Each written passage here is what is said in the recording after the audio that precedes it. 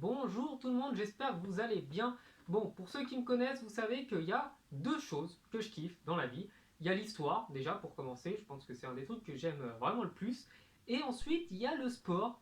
Donc, qu'est-ce qu'on va faire aujourd'hui? Une vidéo sur les sports pratiqués au Moyen-Âge. Parce qu'en baladant sur YouTube, je cherchais des vidéos sur ça et j'ai vu que personne l'a fait. Donc, comme moi, le thème de ma chaîne, c'est quand même le sport, j'ai vu ça comme un devoir de faire cette vidéo. Déjà pour commencer, il faut savoir que la plupart des sports que je vais vous présenter, l'Église y a mis son veto et a tenté de les interdire. Donc certains seigneurs ont aussi interdit sur leur territoire la pratique de ces sports, mais généralement quand le peuple aimait quelque chose et voulait le faire, il valait mieux lui laisser certaines libertés plutôt qu'il se rebelle contre les seigneurs. Donc même si c'était officiellement interdit, la plupart de ces sports étaient dans la pratique autorisée. Le premier sport, donc c'était la joute. On a les premières traces au XIIe siècle. C'est un sport qui a notamment tapé dans l'œil d'Henri II. Haha, petite blague. Petite blague, c'est drôle. Bref, donc ce sport consistait déjà à faire basculer son adversaire en envoyant deux chevals au galop. Et c'était pour prouver la bravoure déjà de ces chevaliers, de savoir qu'ils risquaient de prendre une énorme lance en bois dans le torse, et ensuite pour montrer leur dextérité, leur capacité à manier un cheval et leur capacité à renverser leur adversaire. Donc il existe une variante qui se pratique sur des bateaux, et le principe est plus ou moins le même. Donc deux bateaux sont lancés sur des lignes, et le but est de faire tomber le gondolier, la sorte de gondolier à terre. Le second sport dont j'ai décidé de parler, c'est sûrement l'ancêtre du bowling. Donc c'était des jeux de quilles, il s'agissait simplement de renverser des quilles en bois avec une espèce de balle.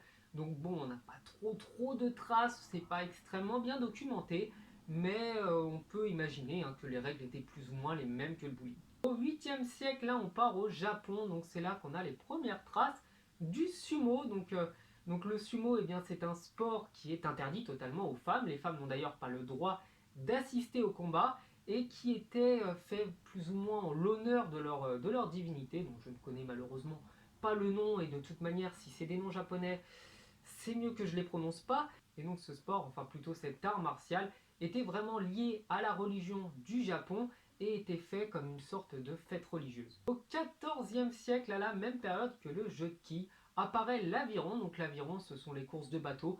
C'est exactement la même chose. Je pense que les bateaux étaient peut-être un peu différents que ce qui est pratiqué à notre époque, et c'est assez marrant de voir que 7 siècles plus tard, ce sport est toujours pratiqué. En 1369, Charles V fait une ordonnance autorisant et encourageant même le tir à l'arc. Donc même si les gens tiraient déjà à l'arc depuis plus de 2000 ans, ce sport était reconnu et était même encouragé par contre par l'Église, puisque lorsque des gens savaient tirer à l'arc, en cas de besoin et en cas de guerre, ils étaient de redoutables archers. Les combats de gladiateurs, donc les derniers, ont eu lieu en 496, donc tout juste à l'entrée du Moyen-Âge, donc c'est pour ça que j'en parle. Ces combats étaient bien entendu interdits par l'Église, puisque ultra violents, il y avait régulièrement des gens blessés et qui se faisaient tuer pour rien. Donc très souvent les gladiateurs étaient des esclaves qui en gros, en échange d'une potentielle liberté, devaient combattre dans l'arène et savaient que de toute manière ils avaient de grandes chances de mourir. Petite phrase célèbre qui était prononcée envers les empereurs par les gladiateurs avant de commencer à combattre: Moritus te saluant, donc on a traduit plus ou moins par ceux qui vont mourir, donc les mourants te saluent. Par contre, le petit souci qui s'est posé avec ce sport, c'est qu'il permettait du coup à des esclaves de savoir combattre, puisque c'était de redoutables guerriers, et c'est notamment Spartacus, donc au 1er siècle avant Jésus-Christ, qui a monté une armée estimée à peu près 100 000 hommes pour tenter de retourner le pouvoir. Et manque de bol pour eux, le pouvoir n'a pas été retourné. Et en vengeance, les empereurs romains ont décidé de crucifier d'à peu près tous les 100 mètres tous les gladiateurs qui s'étaient révoltés. Donc sur à peu près, je crois, 300 km, si je ne dis pas de bêtises. Donc autant vous dire que c'était pas très motivant de se révolter quand on était gladiateur. Donc là par contre des sports un peu plus modernes, un ancêtre vraisemblablement du rugby, du football et tous ces sports de balle, donc la soule. Ce sport était pratiqué généralement les jours de fête, c'était un sport qui rassemblait un peu tout le monde, et on avait grosso modo 10-15 personnes dans chaque équipe. Il y avait deux équipes, et il fallait ramener une balle qui avait été fabriquée au préalable avec de la paille mise dans des intestins de porc d'un point A à un point B, et celui qui parvenait à ramener la balle et bien remporter le match. Donc parfois il y avait des coups qui étaient portés, parfois il y avait des blessés, mais généralement c'était pas un sport extrêmement violent, mais c'était un sport de fête. Et ce qui est assez drôle, eh bien, c'est de voir comment il a évolué jusqu'à devenir le rugby actuel. Le dernier sport, il s'agit du jeu de paume, donc très célèbre en France avec le serment du jeu de paume, qui était pratiqué par toutes les parties de la société, c'est-à-dire que du riche au plus pauvre, tout le monde y jouait, tout le monde savait y jouer, tout le monde aimait ce sport-là, et il avait l'avantage de pouvoir se jouer un petit peu n'importe où, il suffisait d'avoir un peu d'espace. Bien entendu, les plus riches pouvaient jouer avec un filet, pouvaient jouer dans des salles faites exprès pour ça.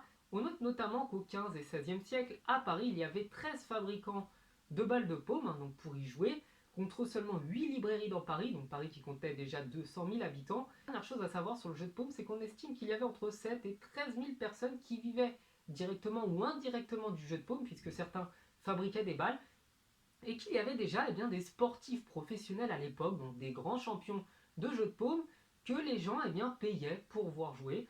Donc c'est assez marrant de se rendre compte que ce sport a permis à des gens d'être déjà professionnels au XVIe siècle. Cette vidéo est terminée, pardonnez-moi si elle n'était pas très complète, si elle n'était pas très bien illustrée. J'ai tenté de faire de mon mieux, c'est la première fois que je fais vraiment une vidéo sur l'histoire. Donc j'espère qu'elle vous a plu, n'hésitez pas à vous abonner, n'hésitez pas à voir mes vidéos sur les autres sports, il y en a tout un paquet. J'espère que ça vous plaira et je vous dis à la prochaine. Ciao. Ah oui, petite précision avant la fin de la vidéo. Ça, c'est mes notes. C'est-à-dire que je n'ai plus de feuilles blanches et du coup, j'ai pris les journaux publicitaires qu'on me donne à Intermarché. Donc, comme vous pouvez le constater, c'est lisible, hein, voilà. Donc, si des fois je dis des bêtises, eh ben, soyez pas surpris, c'est juste que je suis pas du tout organisé. Voilà. Bon, eh ben, on est parti, hein, on va commencer la vidéo.